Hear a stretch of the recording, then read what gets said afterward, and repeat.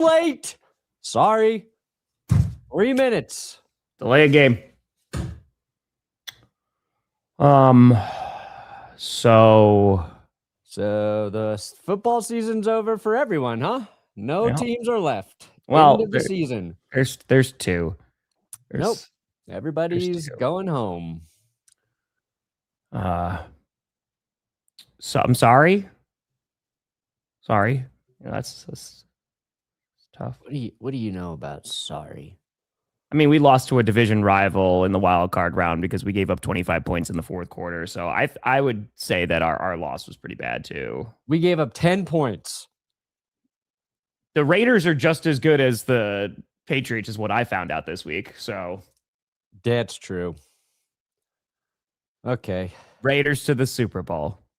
Today will be my therapy session, and you're all doctors. We're talking about his mom.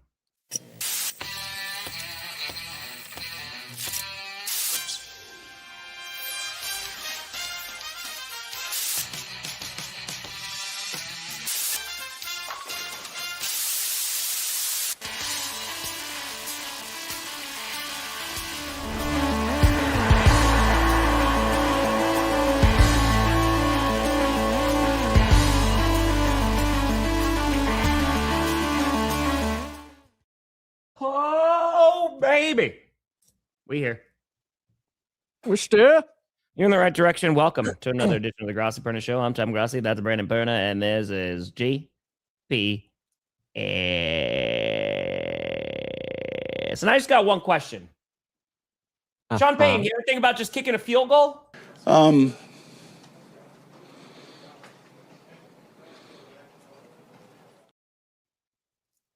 No. Apparently he did not. He did not. Yeah, we got a lot to talk about. Obviously, the two championship games were played yesterday. We got the Seahawks and Patriots, who will be in Super Bowl 60. So that it's a rematch from nearly 11 years ago, which is they skipped over the real rematch that was supposed to happen. It was supposed to be Broncos Seahawks, and then the following year Seahawks Patriots. That's fair because that's what we had. Yeah, honestly, it might have been the same result.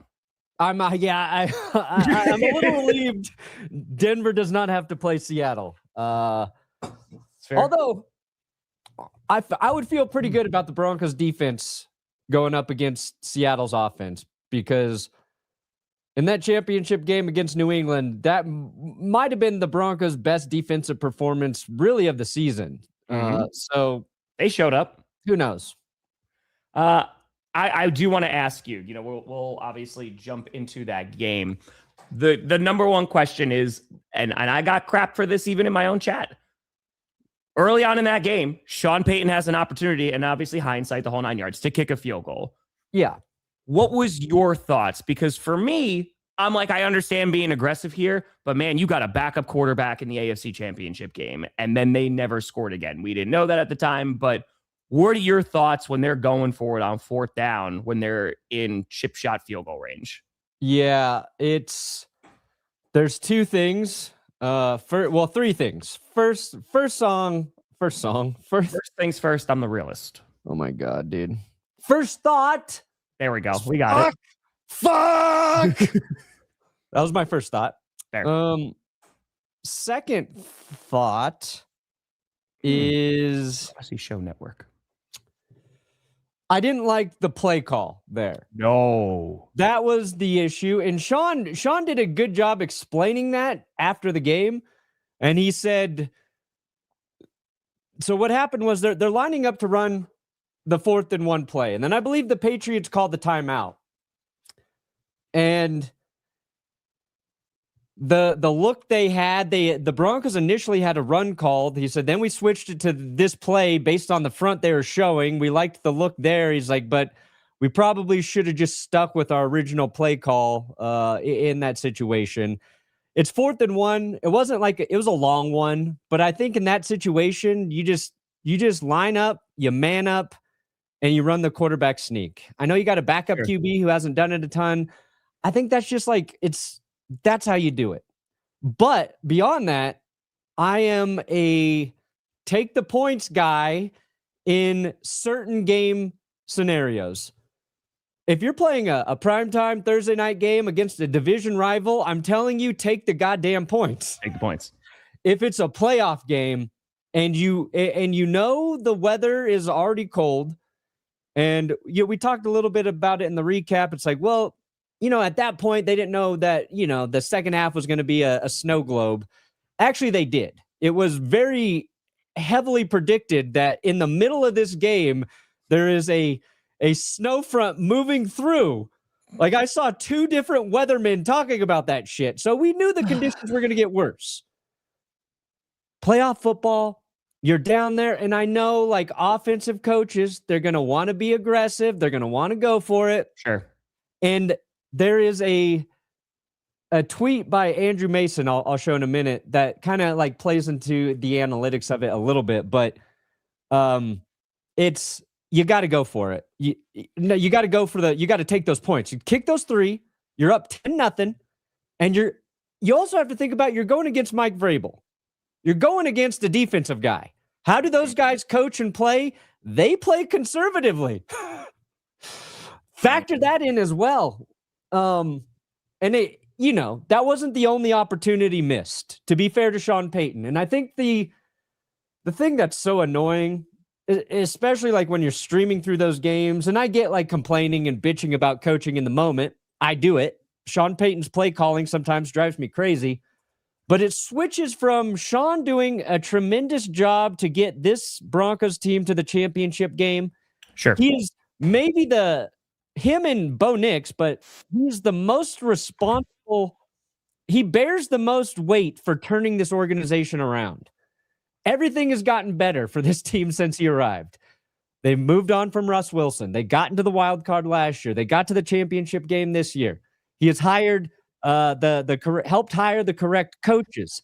Mm-hmm. So like going from him making a bad call on that play to we got to fire this guy. This guy sucks. And you guys deal with that. You dealt with it a little bit with like LaFleur and sure. Some things.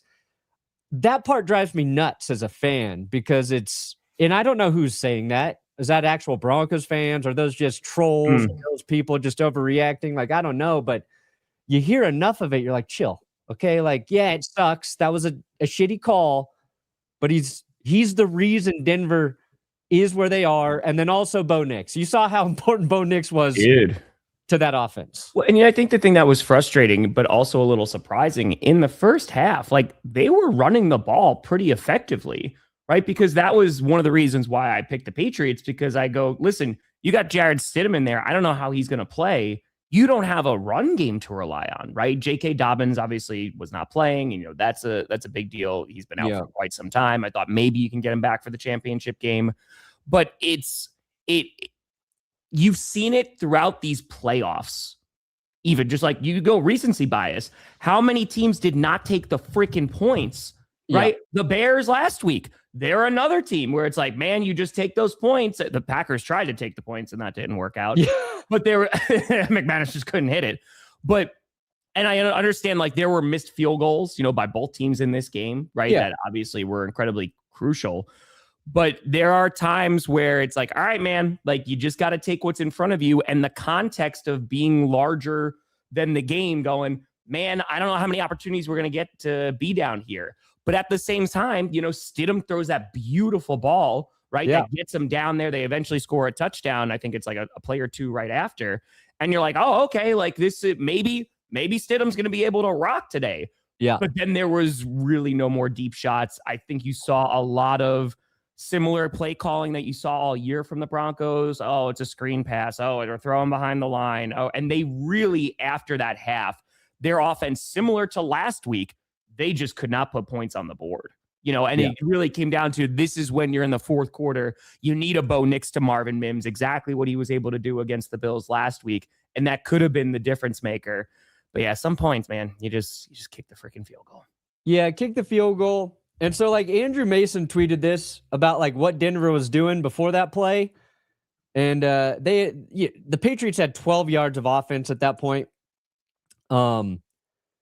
And some people want to look at this and say, right here, this is the evidence to support Sean Payton going for it in that situation. Sure. Like, your offense is playing well, your defense is lights out, be aggressive and attack there. Because if you do go up 14, game's probably over. It's what it doesn't factor in is if you go up 10, the game's probably over there. Honestly, it's minimally tied, you know, and like I think like you can look at all these things and you can talk about the probability and I look, I agree with analytics and using it to help you make the best decisions, but that it cannot actually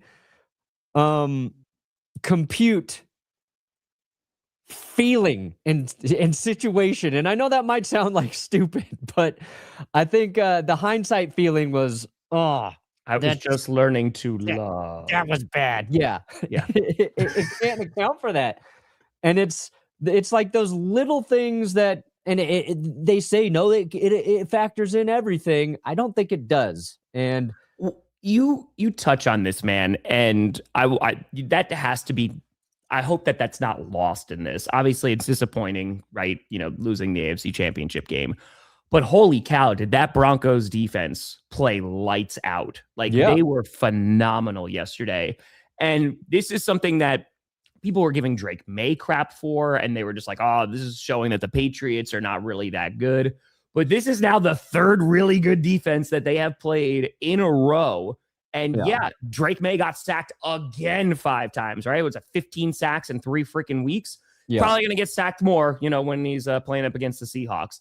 But I think that performance by Maye, at least able to just persevere and just keep it moving, man. I mean, dude, there was 3 whole points scored in the second half, and that was the game changer. That was scored in the third quarter?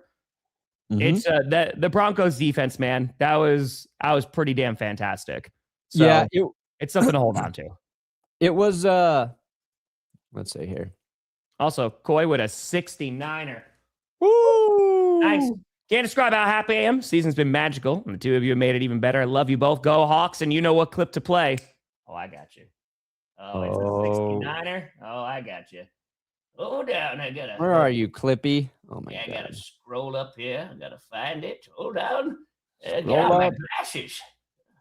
Oh, you fat with a 3. Yes, I just said that. That is that man's name. Don't tweet at me. Don't tweet at me. This is my future, Brandon. Hey, what's up, man? How you doing? Good. Good. Shoo, shoo, shoo, shoo, shoo. Shots. Explosive. So I got that to look forward to. Go ahead. They snuck that in on Championship Sunday. Oh, trust me, I know. Oh yeah, we'll get him in now.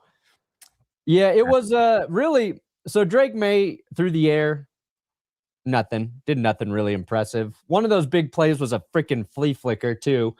But where he made a difference was running the football, and that set up the Patriots field goal. Yes. You know, a big run on the field goal for New England. He, I think, maybe converted a 4th and short. They reviewed it. That was the one where he was doing the Scooby-Doo run where he literally was just like running and like his feet were barely even touching the ground. I think he got there with that second effort. But to your point, when he called game at the end of that, right? Like that's a run where he just catches the edge and then just leans forward and is able to get that first down. But this is exactly what happened in the Chargers game, right? The Chargers game, he had a couple of really big runs that set up that offense when they really couldn't move the ball or they were turning the ball over. Yeah. And that was also a big difference here today, too, is that even though Drake Maye got sacked 5 times again, he wasn't turning the ball over. And because if they did against that Broncos defense, they probably lose this football game. Yeah, and it was after the big run by Drake and he converts that 4th down, the Denver defense still held there. They held New England to a field goal. Yeah. So at least even after all that, they still gave the Broncos offense a chance and they didn't score. After the Sean Payton decision, that was one issue. But then right before halftime, Will Lutz had a chance, a 54-yarder. He misses a field goal. That's problem number 2. But the big one was Jarret Stidham in that backwards pass fumble thing. Yes. And the only touchdown that the Patriots scored came after that turnover. Correct. And it's because they were gifted incredible field position. And that was a play where, like, Jarret, I think maybe it was Chase Daniel was saying that there was a miscommunication, that Stidham was killed the play, and that Harvey in that situation didn't hear him. So it looked like a screen was trying to be set up, and the running back didn't really know that they were trying to set it up, or some shit. It was a blown play. In that situation, if Bo Nix is back there, I think he throws it away there. He smartly just gets rid of the football. Stidham was waiting for it to happen, and by the time he realized that the play was dead, he just pushes the ball out, right? Yeah. And it results in catastrophe. But and it's a bad play by Stidham. That's also one of those things, like, when you don't you don't start a football game for over 2 years. Yeah. Those are the types of plays that you can't really prepare for, right?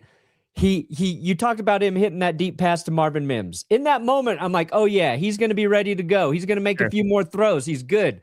But through the course of the game, as the game changes, it's those moments that you just can't really be prepared for unless you've been out there getting those reps. And it's really hard to put that on Stidham, because in that situation, it's fucking tough, man. Playing in the championship game for quarterbacks who have started all season is tough. It was tough for Drake Maye, who's played every snap this year for New England. So I hate to put it on Stidham, because it's not fair, but that was the third play that, like, if we could just get one of those 3 back, maybe this game's different. But then you ask yourself, like, do we want to be going to the Super Bowl? What are you doing in the Super Bowl? I mean, do we want to? Again, what kept you in it's your defense, right? Yeah. Like, the defense is what is keeping the Broncos in these games, because that has been their bread and butter all season. And even when you had Bo Nix back there, right? There was plenty of times where we've seen this 10-7 result before, right? So I think that you have a championship caliber defense, and that's something to be like, okay, we can rest our head on that. And then it's, where you got to improve, right? You need a more established run game. You need another wide receiver to actually, be able to get open and catch the football. That would be nice. That's kind of the untold story there. Troy Franklin didn't play with his hamstring. I mean, I'm sure he would have dropped a ball anyway in this game, but he did not play. That's not fair to Troy. Troy scored the only touchdown against the Bills in the playoffs last year. So if we had Troy, we would have fucking won. Pat Bryant made it back from concussion, and then got hurt first quarter with a hamstring injury. So we lose 2 of our receivers in that game. Marvin Mims, though, showed why, like, he probably should be the number 2 receiver anyway. But outside of that, well, the real issue was incredible in the receivers is the timing was just a little off. Like, there's also something, you need game reps, you need practice reps with the ones out there, because it was just some of those guys, when they're breaking and getting their head turned around to find the football, like it's already coming. It was a little off. And I think maybe had Stidham, gotten, like, let's just say Bo Nix missed 2 games this season with like a sprained ankle or something, and Stidham got to start there. If he was able to develop just some of that shit with those receivers, maybe that's a difference in this game. What I will warn the Seahawks about is the Patriots also have a championship caliber defense right now. They were got a good defense. They were very good. They got the most impressive thing New England did against Denver was they made the Broncos offensive line look average, slightly above average. This is a line that is dominated, but I think it's one of the best in the league. Bo Nix back there and Jarret Stidham, you saw what Bo has done to mitigate pressure. We've seen him extend plays all season long, rolling out, buying time. Stidham didn't have that, and it was a testament to the Patriots defensive front just blowing up our line, both in the run and in pass protection. So that was a real issue. When Stidham was under pressure, he panicked. You know what I mean? Like it was like, oh God, like I gotta run. And it's exactly what you said. They are ranked as one of the best, if not the best offensive line this season. And the Patriots pass rush, which got a lot of crap heading into these playoffs, but then they get Milton Williams back and they look pretty good against the Chargers. You're like, well, it's the Chargers offensive line. Then they look pretty good against the Texans. You're like, well, it's the Texans offensive line. Well, now here's 3 games in a row where that pass rush has looked pretty damn good. You know, and they're going to have a really tough test against a good Seattle offensive line too. But yeah, man, I mean, the Patriots definitely deserve some credit there. It was an ugly, close game, but you know, they were also pushing because there was that one that there was 2 really bad punts at the end of that game. But there was one by the Patriots, was the first one where you guys started on the 33-yard line of New England. You lost 2 yards on that drive, and then you missed the field goal. You know, like that's just, it did get blocked. Get blocked, yes. That one got tipped. Yes. That was just a great play by freaking Leonard Taylor. Yep. Just gets his hand up there. Was that 93, 91, somewhere in there? Yeah. Michael, did Vikings make a mistake letting Sam Darnold go? I don't think that they were going to give him a contract because yes, they did. They needed to see JJ McCarthy. They fucked up bad. They fucked up bad. That's fair, man. He's going to the Super Bowl. Of course they made a mistake. That sucks for them. I don't care if JJ McCarthy eventually wins him a Super Bowl. In this moment, it's a mistake. Yeah, so you were giving some props to the Patriots. Does this change your opinion of the Patriots after playing them? Or you're just like, oh no, like I think it's because I don't think they're getting blown out in the Super Bowl. I think it's gonna be a close game. Yeah, I think it's gonna be an ugly game. I think one of the most fascinating matchups will be Christian Gonzalez and JSN. And the Broncos were working Gonzalez early. Yeah. It was Mims who got behind him on that big catch. Sutton got behind him in the end zone. That was just because like there was too many guys to cover there. They didn't really the defense didn't communicate who should be where properly there. Correct. But then later in the game, he got the pick and he was lights out. So I think that matchup will be fascinating. I think they will get more pressure on Darnold than the Rams did. And the Rams sacked Sam Darnold 3 times in that game as well. And the Seahawks, they didn't run the ball particularly well against LA. Kenneth Walker scored on that opening drive, but like ultimately they held him to like 3.3 per carry. So Darnold had to really throw his way to victory there. So it'll be interesting to see how that matchup really actually like goes down. I think it's gonna be a fun Super Bowl. Like I do think it's gonna be a good matchup. The Patriots are good. They earned their spot there. They went through the teams that, you know, they were scheduled against in the regular season. But like when you win 3 playoff games, like anybody trying to like shit on the Patriots, it's just a coping mechanism at this point. And I understand. If the Broncos had lost to the Patriots with Bo Nix starting, then I would probably have different levels of animosity towards New England this morning. So yeah, not wrong. Before we jump into the NFC Championship game, let's just do some news around the league. The offensive coordinator for the Jacksonville Jaguars, it's Grant. What is his name? Udinsky. Udarami. Udinsky. What is it? Udinsky. Udinski. I was right there. He dropped out of the Browns head coach. And again, like there's probably a couple things that are going on here. Like they might think they're not getting the job, what have you. But just to see these headlines happen over and over again, and be like, yeah, another coach pulled out from the Cleveland Browns. They don't want to do it. It's just a little amusing. 1. Yeah. 2, speaking of Phillip Rivers, the first time he's pulled out of anything, he pulled out of the Bills head coaching gig too. So he is not going to be the next head coach of the Buffalo Bills. So there you go, Bills fans. And then, of course, yes, the Packers did hire Jonathan Gannon as their defensive coordinator. If they waited 1 day more, maybe they could have talked to Jim Leonard. But apparently they did not. They were worried because Gannon had other interviews. And so they wanted to potentially get that deal done. So he didn't go to a different team.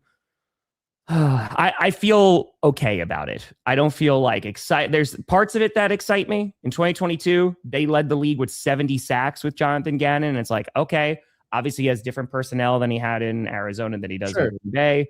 But I would have liked to at least talk to Leonard. But then again, they've already talked to him before. It was years ago, but I don't know. I'm a little whelmed. Yeah, that's fine. Are you as whelmed as Tree is right now? This happened. Was this Saturday that McCarthy was hired? Yes. You know how I know it happened Saturday? Because I was like, you know what? This is my first Saturday that I don't have to work since early December. Maya, let's go out to lunch. We got the tragic news that one of our favorite restaurants is closing next week. And we're like, let's go and let's eat there. I sit down, Brandon, and I check my phone and McCarthy gets hired. So yep, that happened on Saturday. Yeah. I have plenty of thoughts on this. You want to answer that question and then you can give your thoughts? I think the current OT rules are a player health risk. Asking players to play an extra quarter of playoff football is insanity. No. I mean, the best way to settle it. Yeah, I think I think the overtime rules for the playoffs are on the lowest rung of the totem pole and things you should worry about for player safety. Yeah, I'm not. I've never even thought of that. Yeah. If you want to make an argument for that in the regular season, fine. But yeah, it's true. As somebody who has now had the Broncos score first in overtime and then have to defend it afterwards, I don't even know if I like it. I don't even know if I have an opinion on it, if I'm being honest. I like it when it helps my team. I fucking hate it when it hurts them. There we go. That's tandem. There you go. Yeah. So, Perna, what do you think about the Steelers hiring Mike McCarthy? Honestly, this is what I think of it. Had they fired Mike Tomlin, I think this would have been a tough pill to swallow. Okay. They didn't choose to move on from Tomlin. Tomlin chose to step away from coaching, right? Can't fire me, I quit. Seems like he doesn't want to coach at this moment. Yeah. Now maybe they mutually agreed behind closed doors, but I don't think that's how the Steelers roll. I don't think that's how they roll. So knowing that Tomlin left them, I think this is a very suitable Mike Tomlin replacement. That is a very good way to put it. I think it gets the Steelers right back where they were. Maybe you got a little bit of upside with Mike McCarthy. I don't know. Maybe. Mostly I think it's funny because I know Steelers fans thought that they might get something different. But for the Steelers, in terms of a coaching hire, this is very different. This is outside of the box for them in terms of how they usually hire their coaches. Tomlin was a young, kind of unknown defensive guy when he came in. I know, and that's what they should have done here. That's what they should have done. Jesse, just comparatively in the AFC North, I love that Minter signing to Baltimore. I really, really like that. I think that is a great fit, right? And the issue that I have here, and I talked about this, Mike McCarthy's not a bad coach. No. However, I think he is bad for this situation because I think he's a good enough coach that he's going to drag whatever the hell that roster looks like to 8 to 9 to 10 wins. And then they're just in this loop that they've been in nonstop. And they're not going to be able to get their franchise quarterback. They're going to be drafting around the same spot like that. And I think you take a flyer on a coordinator who hasn't been a head coach and go, hey, if we suck for a couple seasons, but we see some bright spots, cool. Yeah, that's my concern, that this is just going to put them back in the same exact position that they've been in for the past 7 years. I kind of disagree. That's great. And I will explain why when I finish responding to urinating Tree. It's literally Tree. Yeah. Just get him on here. That's it. McVay's post-game presser, he called the failed fourth down play lucky and a fortuitous bust from the defense, not very graceful. I honestly didn't even see that. I didn't see. I think we can talk about the fourth down play for the Rams too. Yeah, we'll talk about Booger McFarland actually criticized them for not kicking 3 points there. I did too. God, it's fine. We'll talk about that's a weird. That's a tougher call in my opinion, but we'll get to that. Here's why I don't think Mike McCarthy will actually be the same as Tomlin. We don't know who Mike McCarthy is as an NFL head coach without a good quarterback. That's fair. Right? Like he went from Aaron Rodgers to Dak Prescott. And sure, he might be still with Aaron Rodgers. Now, yes, possibly an older Aaron Rodgers. If they bring back Aaron Rodgers, then I'm sorry. Steelers fans have every right to scream at the top of their lungs into the void. That is fair. I think Tomlin has done something that's very impressive, and that's make the Steelers a winning football team post Ben Roethlisberger. And he has done it with a hodgepodge of quarterbacks, right? Including Aaron Rodgers this season. McCarthy, I'm not sure who he is with a bad he might just be a bad fucking coach with a bad quarterback. He might be we did see Brett Hundley 11 team. I hope he's not, because at this point, I think like Mike McCarthy's gone through enough criticism where I'm rooting for him to be really good late in his coaching career. And he seems, he is a coach I would like to play for. Brandon, I think he's a good coach, and that's the problem. I think he's going to be too good for this like transitional period for them to be in a spot where because you and I agree, they need to suck. And I understand what you're saying too, because let's just say they suck for 2 seasons, right? Under McCarthy. Then he might be the guy that's all right, he's building that foundation. And then, you're going to have some consistency in coaching. I can totally get on board with that. I just don't know if we're going to get that period. I don't know.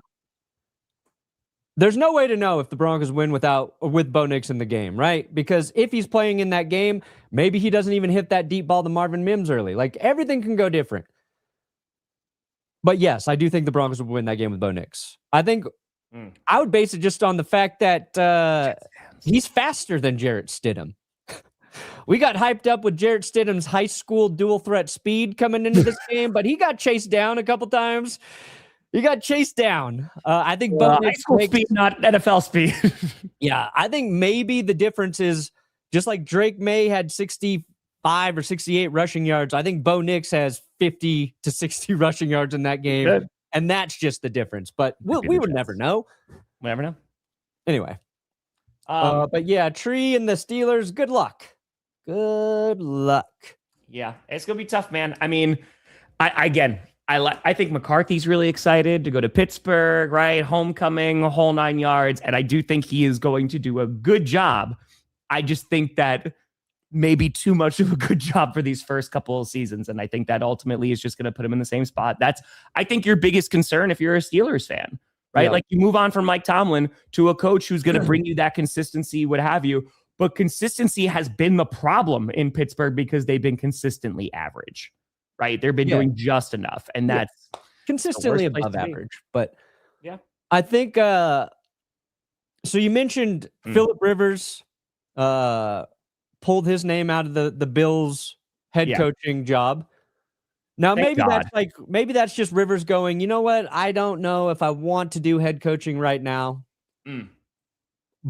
But maybe Rivers is the Bills are not the team I want to take a swing at head coaching for.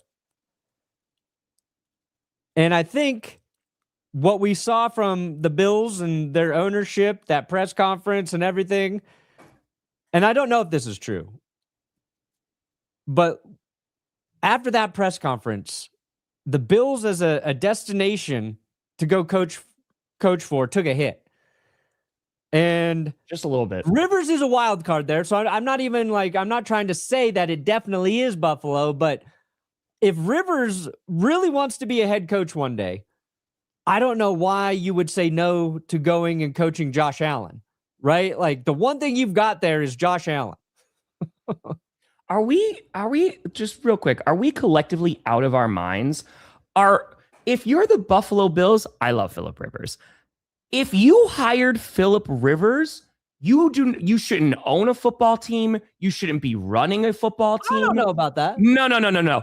Brandon Perna, you do not fire Sean Hold on. Well, yeah, you do not fire Sean McDermott. McDermott because you're like, we need to win right now, and then bring in a former quarterback who has never coached in the NFL to go, yeah, we got a 2-3 year window to try to win. There's no shot. There is no shot on God's green earth. Like, you need somebody with at least some experience that is good because you're trying to win right now. Yeah. This isn't a rebuild. This isn't a like, oh, let's figure it out. And we got this long runway. No, this is we need to win right now with Josh Allen, so he's not crying in the locker room and your owner's in his face going, well, that was a catch. Yes. Sorry, just Bill's frustrated me. If Phillip Rivers had 2 children, I would agree with you. But this is a man who spent 20 years managing chaos and being an NFL quarterback. I think coaching for Phillip Rivers would be an easier job than he's had for the last 2 decades. I think he's the one person who can look at being a head coach and go, you know what? That's a little vacation from life, my friend. Because I agree with you in the sense of like, man, whoever gets to be the coach, you get Josh Allen as your quarterback, right? Like, that's already going to make your job significantly easier. Now, your GM / president / also, owner of the team, they're probably not going to make your job easy. But no, I agree with you in principle. You can't go with someone with absolutely zero experience because. But they were thinking about it.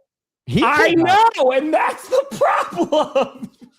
He took that pressure off of him. Maybe he respects Josh Allen that much. He's like, you know what? Dadgummit, next time, buddy.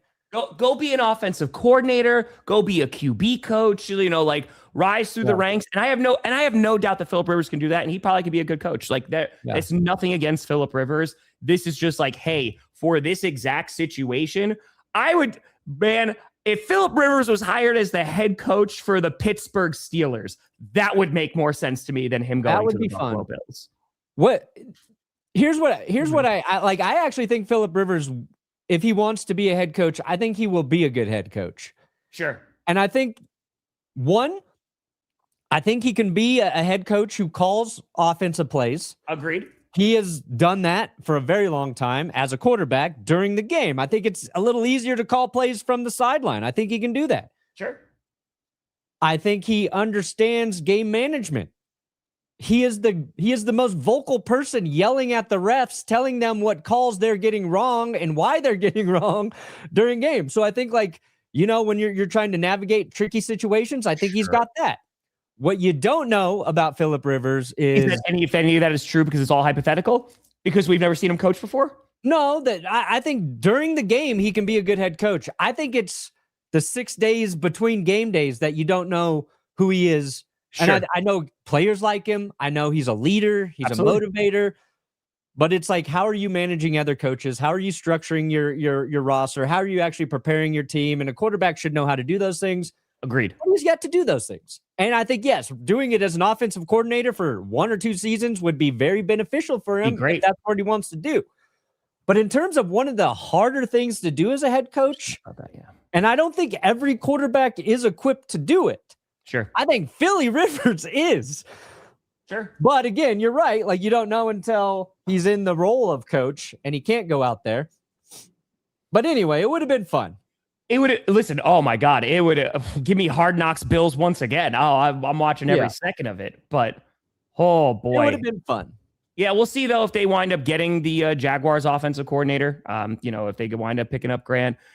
I think with all those Browns coaches that pulled out, they have taken a head coaching gig almost immediately after, right? That's true, Brock. That's true. I don't know, man. It was the McCarthy. Yeah, it doesn't move me a whole lot. It's not because he's a bad coach. It's just I don't know if he's great for that situation.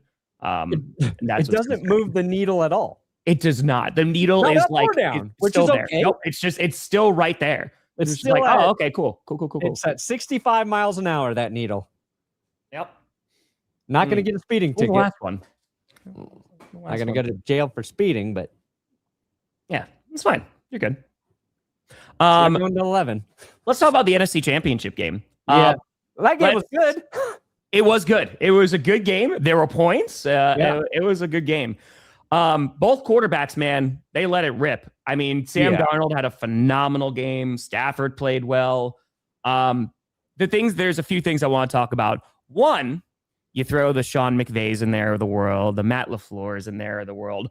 Why do you hate special teams? Now the Rams, they decided, hey, let's get rid of our special teams coach, right? They made that move, didn't help. After he muffed the first one, which he was able to corral again and was able to not fumble it, dude.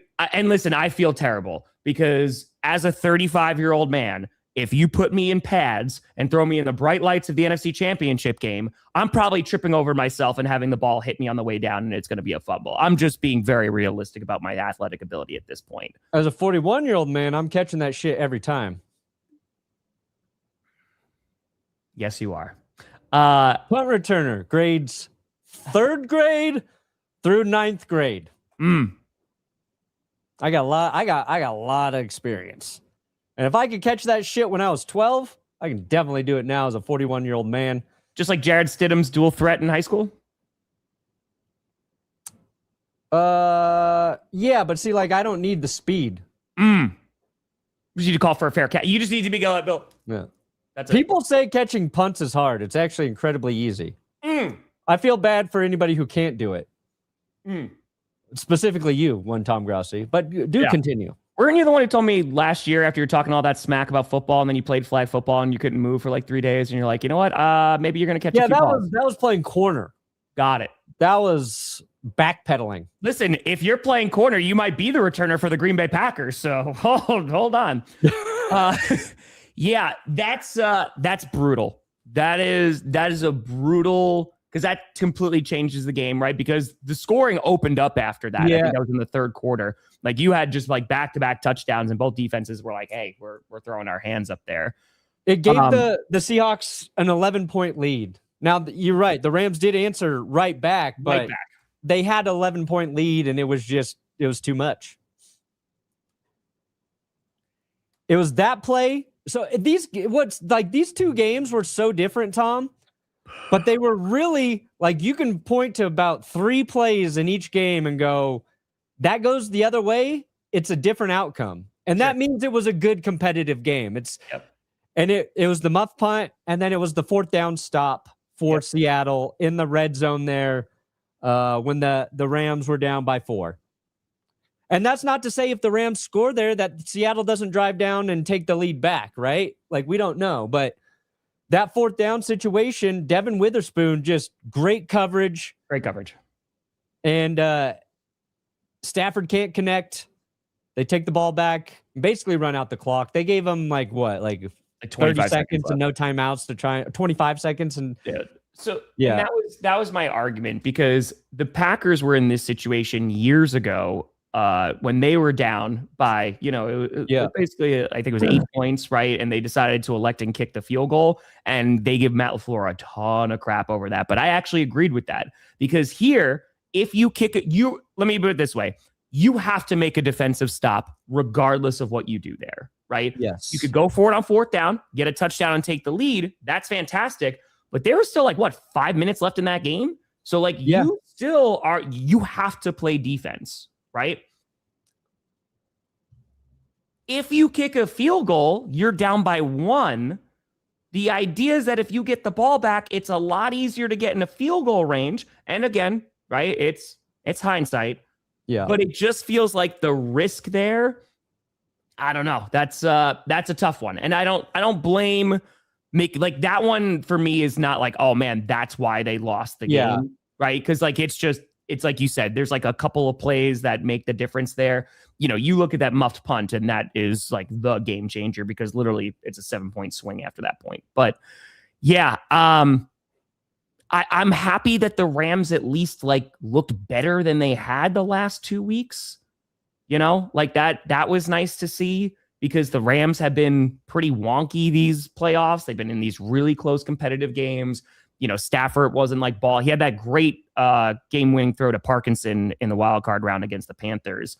But at least they were able to put up points. That's something. My question is, what do you do with the Rams now? Right? You have coordinators that are going to get some interviews. On top of that, Stafford has an MVP season. He's likely going to win MVP. Yeah. And, that's a tough pill to swallow, especially because it's a special teams blunder that is one of the major reasons why you lost that game. I think the Rams, they need defensive help. Yes. They need a more dynamic secondary. Probably corners, right? They've got money in free agency. They got $58 million right now in cap space. So I think they can be more competitive next year, maybe a little more complete of a football team. I'm not worried about the Rams. Stafford, I believe he's going to come back. He played really good all season long. He's probably going to win the MVP, like you're saying. And yeah, I'm really not worried about him. They've got a good head coach. And the reason they get a pass for going for it on fourth down there is because they've got a coach we all believe in Sean McVay, and they had Stafford. When you have an MVP caliber quarterback and you're going for it on fourth down, you don't think twice about it. Yeah. When you've got your backup in there and you can't get 1 yard, that's another part of that equation that Sean's really not thinking about when he went for it with Sean Payton when he went for it on 4th and 1. The Sean's fucking lost this week too. It's the weekend of the mics. It's the mics. It's the mics. The mics dropped. We got mic dropped. But to your point too, the Rams also have the Falcons pick, so they're picking 13th and they're going to be picking 29th, right? So if they're able to go and get a playmaker on defense, right? Maybe, especially the secondary does need to get looked at. I think that's going to help a lot. It's going to be a what if season, man. That's a tough one. And there's a good case for free agency right now because the Patriots were the biggest spenders in free agency this last offseason. And I think the Seahawks were the 4th biggest spenders in terms of total contracts they gave out. So it doesn't matter how you build your team. Just get good fucking players on your roster. That's all. That's all. Easy. Just you can draft them. You can do it in free agency. And when you got a bad player, get rid of him. Get off the contract. Eat it if you got to. Yeah. But yeah, I think the Rams will be fine. I think it's exciting that Sam Darnold's going to the Super Bowl.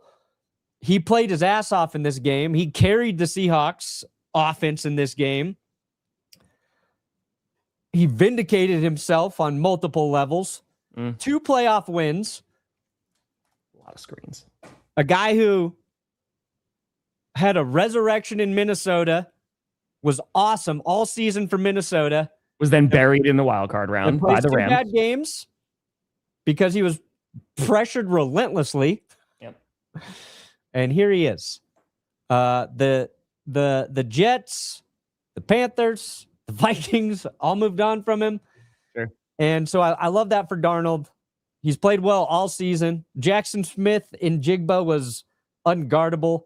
It was a real Puka, JSN, and Devontae Adams. They all balled out. It was a fun game for that, yeah. And poor Devontae, 5th time losing in the championship game in his career.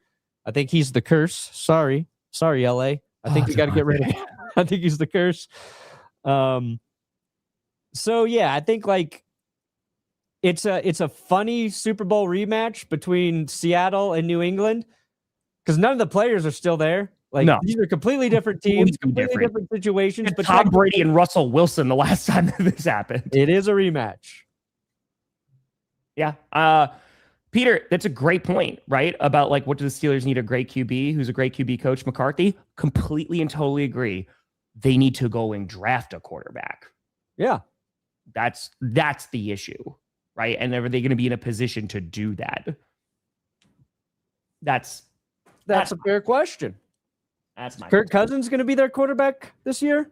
Hey, dude, if Aaron Rodgers comes back to play for Big Mike, yeah, Steelers fans are going to lose their minds. It might be ugly.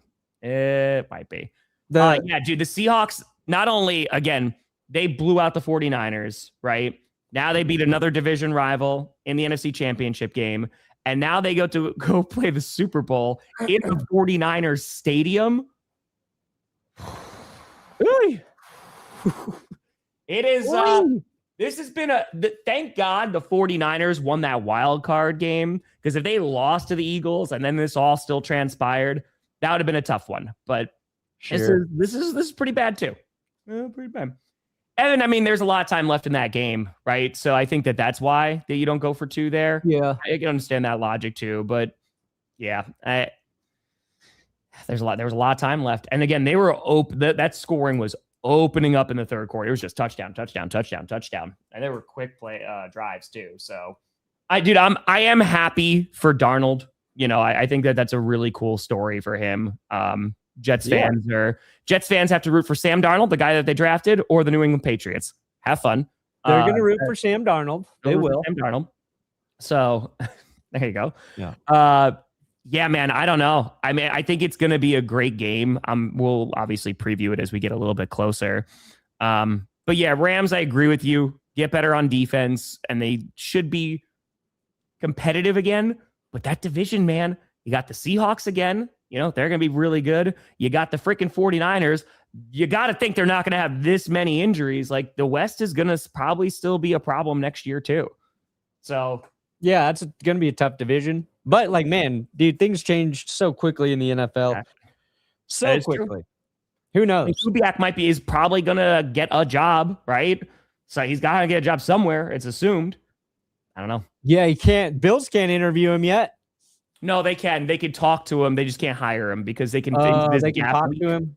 Because that was the thing with Jim Leonard, is that they theoretically could have talked to him. Oh, if they wound up winning. That's how it is. Yeah, they can actually talk to him here. I can never remember. So you're good. It's just nice to not have to hire coaches in the offseason. That's fair. I mean, maybe you're going to lose a few coaches though. They might lose Vance. Yeah. To Arizona, but we'll see.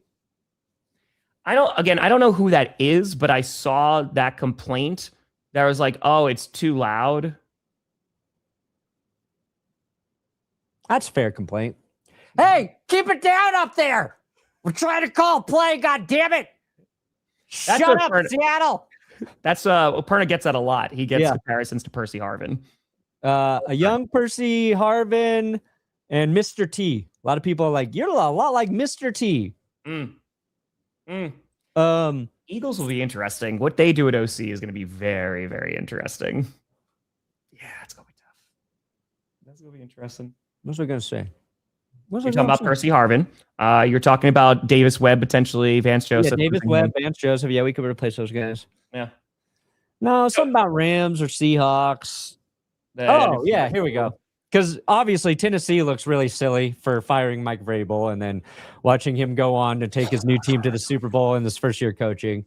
But so do the Atlanta Falcons, who had both Mike McDonald and Mike Vrabel in for interviews the year they hired Raheem Morris. So, wait a minute, Brandon. You mean the Raheem Morris hire probably wasn't the best move for the Atlanta Falcons?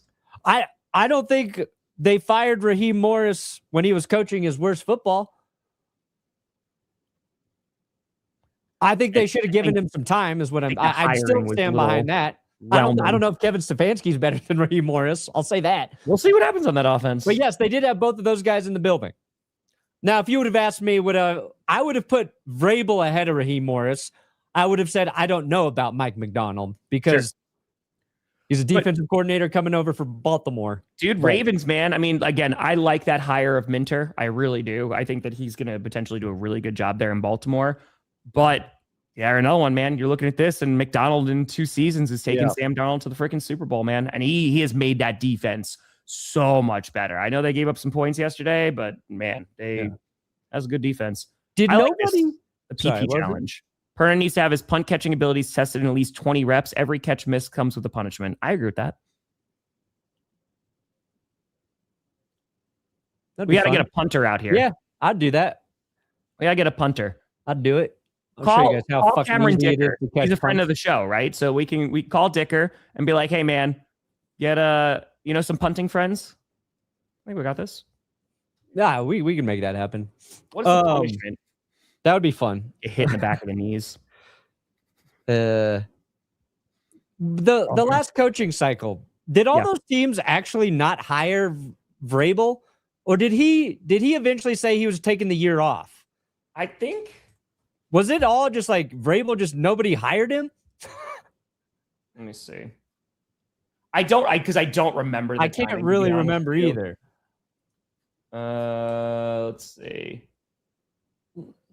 Okay, that was a Titan season. A lot of people are saying McAfee should do the punts. So he signed a 1-year contract with the Browns. He was their coaching and personnel consultant. Yeah, but that was after he didn't. It just says after not landing a coordinator or head coaching job in the offseason. Yeah, so maybe it was just. He didn't fully pull away, but okay. That's true.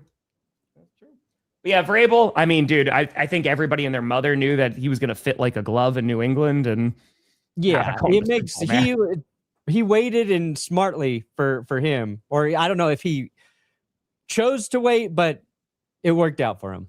Yeah. That's a good question. JSN or Puka? I mean, dude, Puka has been like phenomenal. JSN, like he had the breakout season last year, and then this year he just went off. I feel like Puka was a little bit more consistent this year, right? Because like there was this trend for like JSN's going to win MVP, right? Or like offensive player of the year. But then there were some performances that weren't like the best. I think Puka might at this point be a little better than JSN with his overall body of work.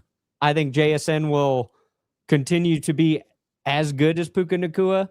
But I don't have to worry about JSN going on a live stream or podcast. I just don't have to worry about that with him. That's fair. That is fair. I don't have to worry about his brother accidentally borrowing a car and then getting accused of stealing a car and then it getting cleared up eventually at some point. Adam, it's a good point, man. I mean, Shula, I don't know if that's going to make a huge difference though, because Jeff Hafley, love him. But man, gave up 25 points in the fourth quarter. Yes, there's a lot of context there and all that stuff, but then he still got hired as the Dolphins head coach. So Shula's name has been floating around there for a bit. So I think he's still going to at least get some interviews. And I mean, let's just be brutally honest. If you're the Cleveland Browns or the Arizona Cardinals, yeah, if Shula says yes, you go, okay, thank you. And then you move on. So I just want the Broncos to have one JSN or Puka. We need one of those guys. Give me one of them. It's more likely to be in the Super Bowl again. Seahawks with their defense and Darnold, or Pats with their cap space and balance. Honestly, like I'd lean Patriots, and the only reason is because the Jets are the Jets. The Dolphins, they're going to be rebuilding. And the Bills, like I still think they're going to be competitive. I just think that the Patriots have the best shot to win their division again, which is going to give them a leg up. They'll at least get one home game in the playoffs. Yeah, right? The AFC next year is going to be kind of crazy. It's going to be weird. Like, are the Bengals going to be good? Are the Chiefs going to be good again? Are the Ravens going to bounce back? On top of, like, can the Bills survive this coaching cycle? There's more question marks, I think, in the AFC going into next season than the NFC overall. But yeah, it's going to be interesting. I mean, we'll see, man. We still got a game left. Yeah, but the secondary for the Rams has been an issue for a while, right? Like, but if they're able to just go and get some, if you are able to pick at 13, man, who knows? They could package that and move up if they really want to take a big swing. We'll see. Because the Rams heading into this offseason, dude, I was hyping them up. I love the Devontae Adams signing. I thought that was going to be really good. And they made it to the NFC Championship game. It's just, dude, those special teams screwed them again. All again. So they need a shutdown, a lockdown guy. They resurrected Emmanuel Forbes' career this last year. They've got good safeties. They could use another game wrecker on their defensive line. Their defensive line was so good though for such a long stretch, and they were decent against Seattle. I don't know. It's just they need one or two like real impact players on that defense that are consistently those guys. It's not that their defense is bad. It's just you saw it. Got lit up. Yeah. What moves do you think the Broncos make this offseason besides losing Vance? Well, we'll have to figure that out. You got to get a wide receiver and probably another tight end. I assume, right? Tight end we won't use. Yeah. Another fucking tight end we won't use. Yeah. Yeah, they need it. They need a receiver. And I think they need a linebacker.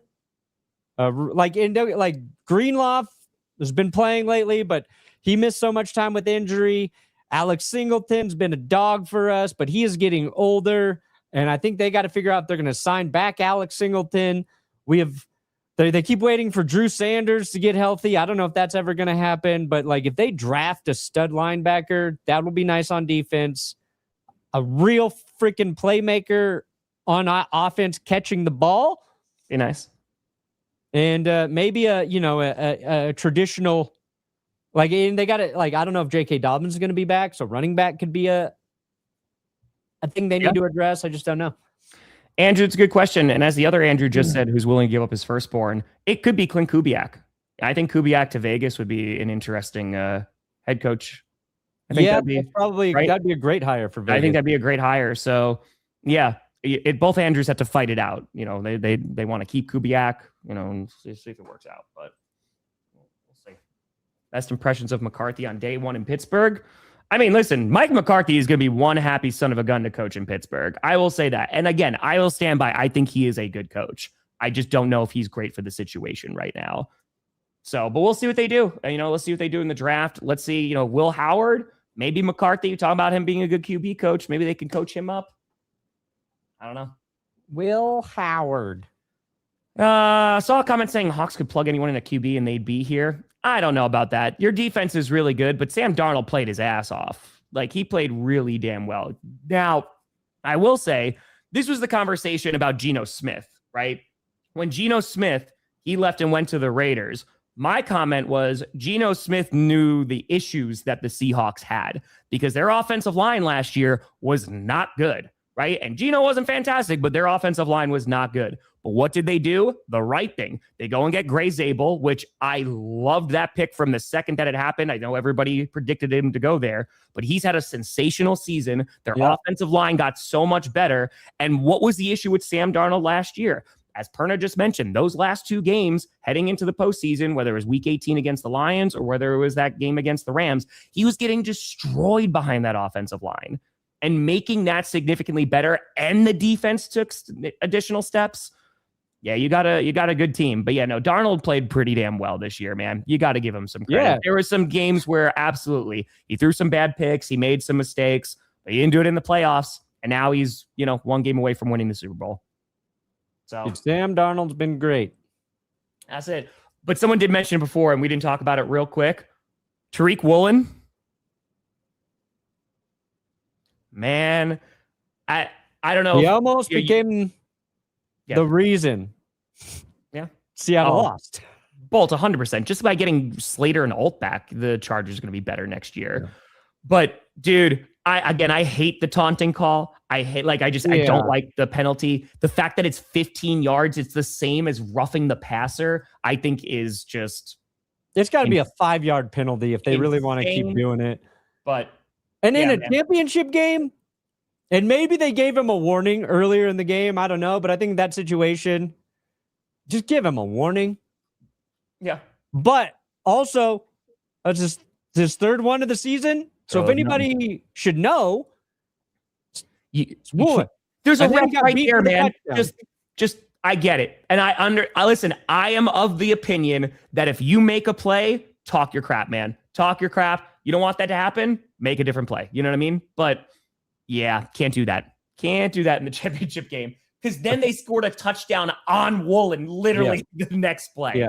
Yeah. So yeah. Are you blaming Lutz or Payton for the loss? I think it's more Payton than Lutz. Yeah. I'm not blaming. You see that snow? You see that wind? Yeah. Oof. I'm not blaming either of them more. They each had a moment that they didn't deliver. Yeah. Like Sean Payton had to go into a championship game without his starting quarterback. Am I really going to be like, yeah, we lost that because of Sean? Yes. Not bigger picture wise.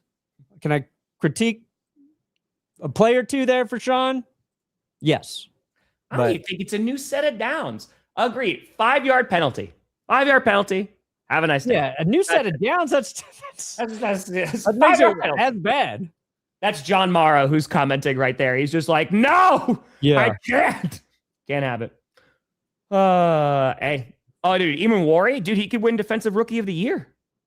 Phenomenal season. Yeah, he was really good. So, very, very good.